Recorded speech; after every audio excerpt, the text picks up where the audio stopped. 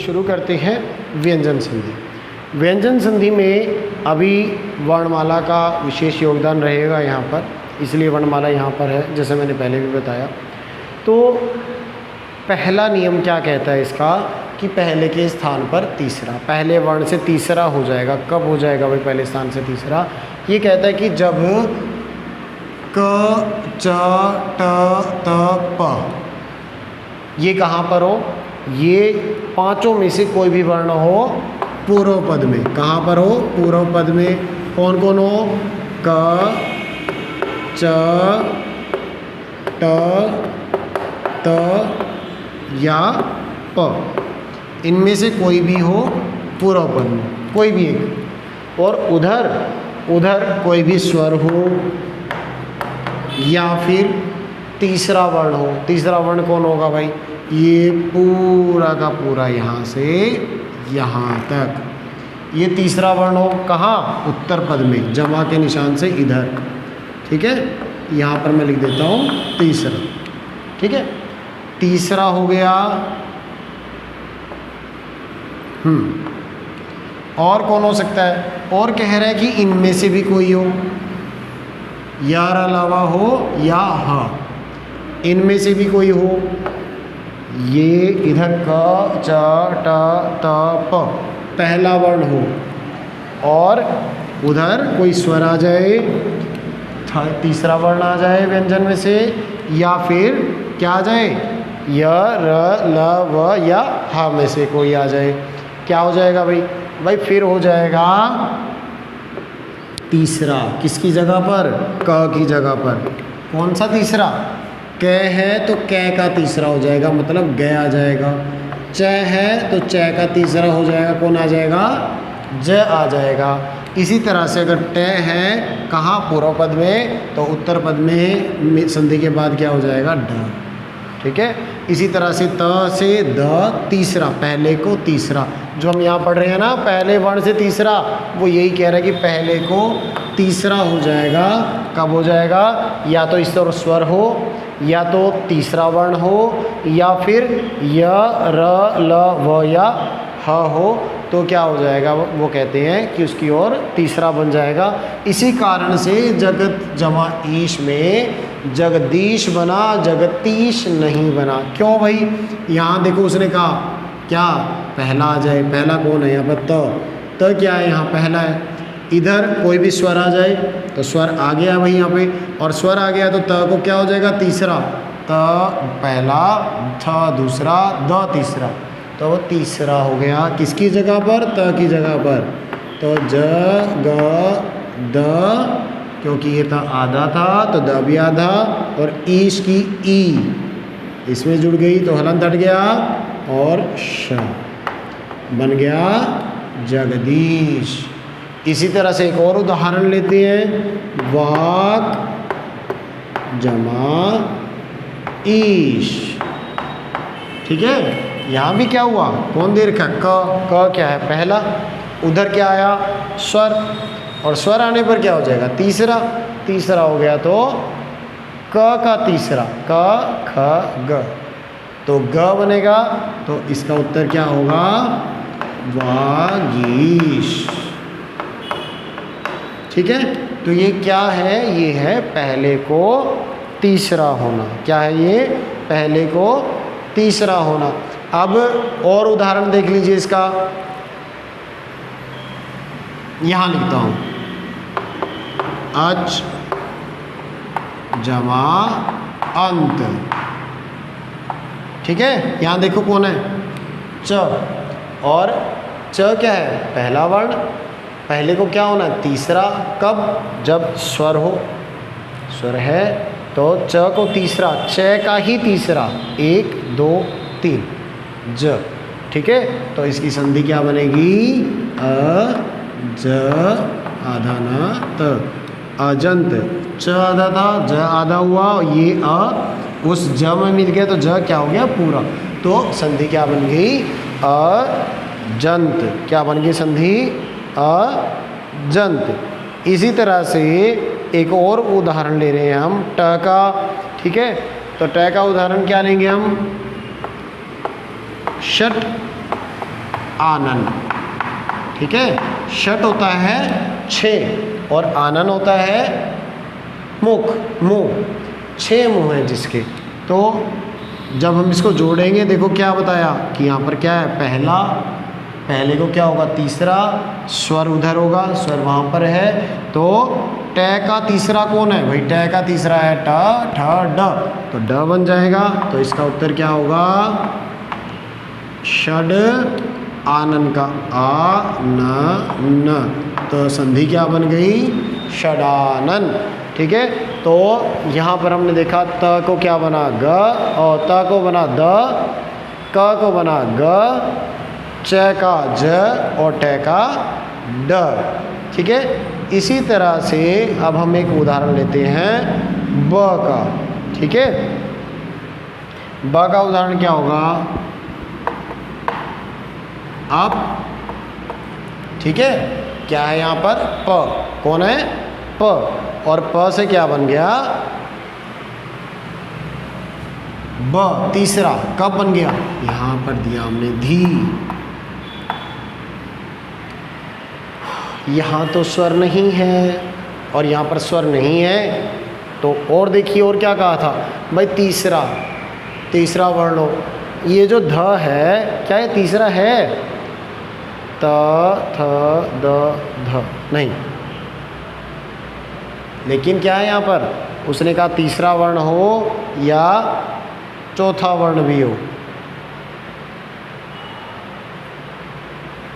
तो तीसरा वर्ण हो या चौथा हो, ये वाला भी, यहाँ तक ये वाला भी हो, इसमें से कोई हो या इसमें से कोई हो, तो क्या हो जाता है, तीसरा ही बनेगा। तीसरा होगा तो भी तीसरा बनेगा, फोर्थ होगा तो यहाँ भी लिख देता हूँ, तीसरा या फोर्थ में से कोई भी हो तो तीसरा बनेगा, स्वर हो तो भी तीसरा बनेगा।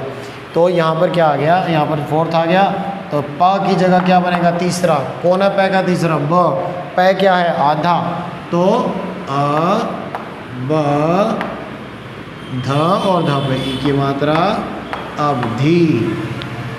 ठीक है, क्या बना, अवधि। तो हमने क्या जाना यहाँ पर, पहले को तीसरा होना, कहाँ कहाँ होना, चाहे वहाँ पर कोई स्वर आ जाए, चाहे वहाँ पर तीसरा व्यंजन आ जाए, चाहे वहाँ पर चौथा व्यंजन आ जाए, उसके अलावा य र ल व में से कोई भी आ जाए तो वहाँ पर तीसरा वर्ण उसका बन जाएगा।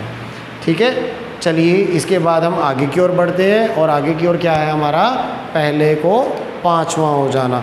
जैसे तीसरा हुआ था वैसे ही यहाँ पर पांचवा हो जाएगा। और पांचवा वर्ण देखो क्या है, पांचवा वर्ण है वहाँ पर अनुस्वार है सारे के सारे। ठीक है, और जो सारे अनुस्वार हैं हमें अब इनको ध्यान रखना है, पंचम वर्ण को। ठीक है, पांचवें वर्ण को। और पांचवा वर्ण की खासियत क्या है, पांचवा वर्ण नाक से बोला जाता है। ठीक है, कहाँ से बोला जाता है, नाक से।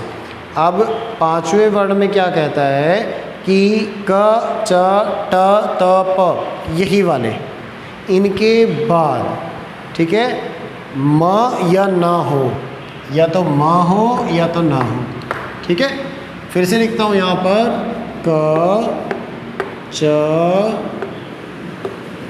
ट त प, इनके बाद या तो म हो या तो न हो। ठीक है, तो क्या हो जाएगा, तो उसी का पांचवा वर्ण हो जाएगा। क्या हो जाएगा भाई, पांचवा वर्ण, पंचम वर्ण। किसका, जो अक्षर होगा, क होगा तो क का पांचवा हो जाएगा, च होगा तो च का पांचवा, त होगा तो च त का पांचवा, ट होगा तो ट का पांचवा हो जाएगा।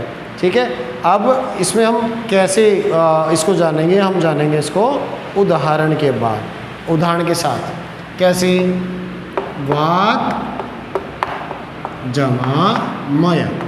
ठीक है, क्या है, वाक जमा मय। क्या कहा कि पहला हो है, म या ना में से कोई हो, म या ना में से म है यहाँ पर, और क्या बन जाएगा भाई, पांचवा वर्ण बन जाएगा। और पांचवा वर्ण क्या है इसका, क ख ग घ ङ यहाँ पर आ जाएगा। तो क्या क की जगह बन जाएगा वांग, क्या आधा था, ये भी आधा मय, क्या बन गया वांग मय।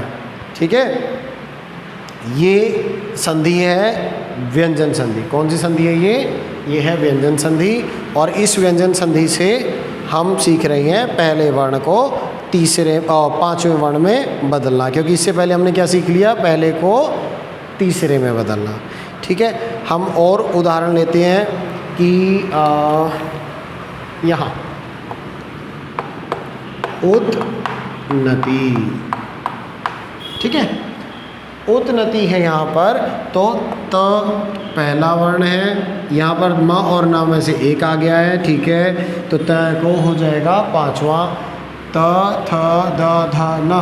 अरे यहाँ तो भी न है और एक और न यहाँ पर है, तो क्या बनेगी इसकी संधि, उ आधा न, क्योंकि तय ना आधा था और एक नाती यहाँ पर पहले से पूरा है, तो ये नति पूरा का पूरा यहाँ पर उन्नति। तो उन्नति का संधि विच्छेद करोगे तो क्या बनेगा, उत प्लस नति, उन्नति। ठीक है, और इसके अलावा और क्या कहता है, षट मतलब छः, मुख मतलब मुंह।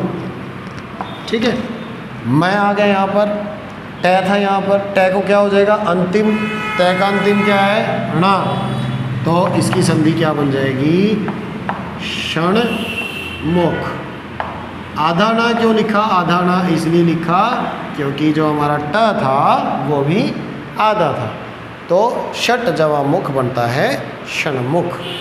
ठीक है, इसके अलावा और भी नियम हैं जो व्यंजन संधि में हमारे काम आते हैं, वो सब त से संबंधित नियम है। त जो भी चेंज होगा त में चेंज होगा। चलिए अब हम उनकी बात करते हैं। व्यंजन संधि के यूँ तो बहुत सारे भेद हैं, ठीक है, और उनके सूत्र भी हैं, लेकिन हम उतना करेंगे जो हमारी परीक्षाओं में आता है, जो हमारे लिए ज़रूरी है, क्योंकि इतना ज़्यादा अगर हम गहन अध्ययन करेंगे तो हम अपनी प्रतियोगी परीक्षाओं की तैयारी में इतना समय नहीं दे पाएंगे, हमारे पास समय कम होता है। तो उसी के हिसाब से यहाँ पर हम पहले से तीसरा और पहले से पांचवा ये हमने किया। इसके बाद जो हम आगे कर रहे हैं वो त से संबंधित नियम है। जो त है वो त को कहाँ कहाँ हम चेंज करेंगे उसके लिए है। तो कह रहा है कि त के बाद यदि च या छ हो जाए, त के बाद च या छ हो जाए, ठीक है, तो क्या होता है च त को भी च बन जाएगा। ठीक है, जैसे शरद, शरद मतलब सर्दी, ठीक है, और चंद्र, चंद्रमा, संधि क्या बनेगी, हमने कहा कि वापस उसको च बन जाएगा त को भी, तो श र त को क्या हो जाएगा च, कितना आधा, क्योंकि त आधा था, और चंद्र, शरद चंद्र। ठीक है, ये कौन सी संधि है, व्यंजन संधि, और इसमें क्या बता रहे हैं हम, त को च होना। क्या बता रहे हैं, त को च हो जाना। कब, यदि त के बाद च या छ हो तो च बनेगा, ज या झ हो तो ज बनेगा, ट या ठ हो तो ट बनेगा। च छ होगा तो च बना दिया,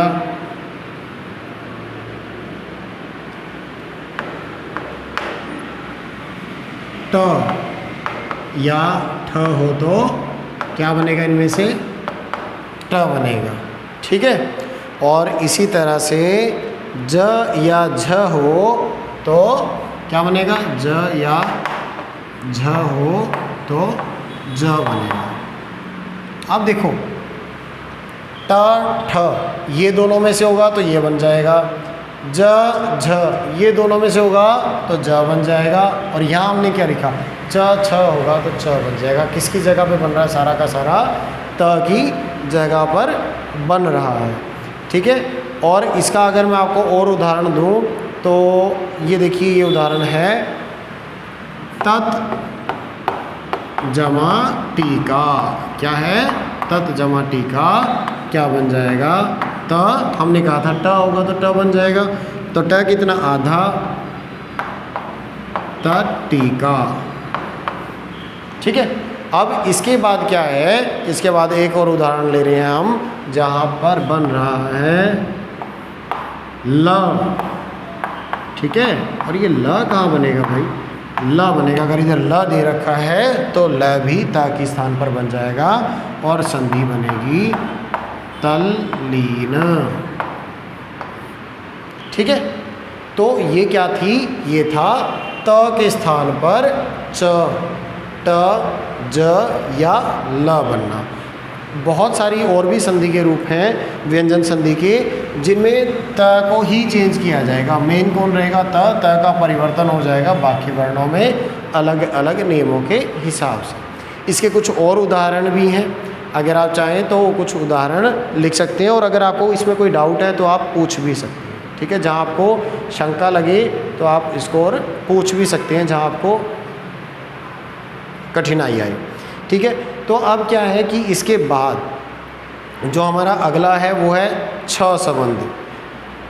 श, त को क्या बन रहा है, श, त को श बनेगा। और ये कब बनेगा, इसके बाद, सॉरी, त को च और छ बनेगा। कब बनेगा, जब त के बाद श आ जाए। क्या आ जाए, त के बाद श आ जाए तो च बन जाएगा। कैसे, तत् जमा शिव, क्षमा करें, शिव। ठीक है, तत् के बाद श आ जाए तो च और छ बनता है। च और छ कैसे बनेगा कि श के स्थान पर तो छ बन जाएगा, त के स्थान पर च बन जाएगा। ठीक है, त आधा च, क्योंकि त की जगह च बना है और श की जगह छ बना है, और छ में यह मात्रा ई की, तत् छिव, ये बनता है। ठीक है, तत् छिव ऐसा बनता है।